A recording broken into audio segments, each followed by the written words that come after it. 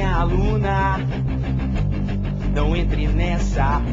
Você tem 19 anos e eu não interessa. Esqueça o que rolou depois daquela festa de formatura. Você no fogo de milhões de hormônios e eu de fogo na maior secura. Eu resisti um ano inteiro, fiquei na minha, vendo você na primeira fila, de mini saia e sem calcinha.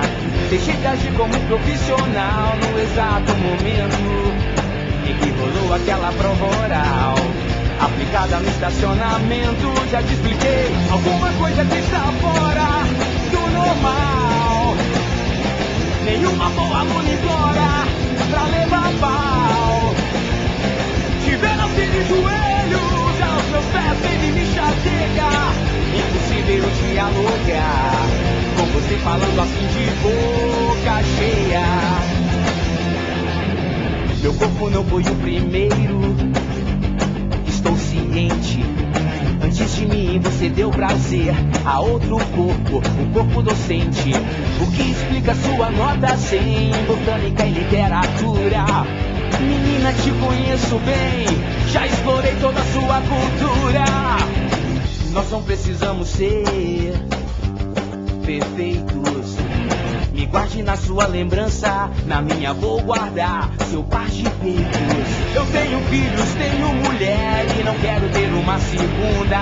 Por isso se você me vir com ela, não belisque mais a minha bunda. Vou repetir, alguma coisa que está fora do normal. Nenhuma boa aluna implora pra levar pau. Te vendo assim de joelhos aos meus pés, ele me chateia. Impossível dialogar com você falando assim de boca cheia.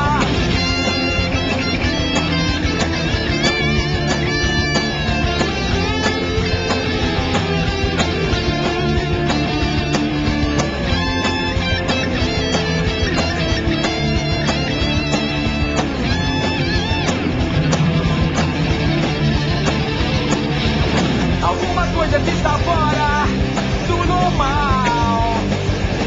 Nenhuma boa aluna implora pra levar pau.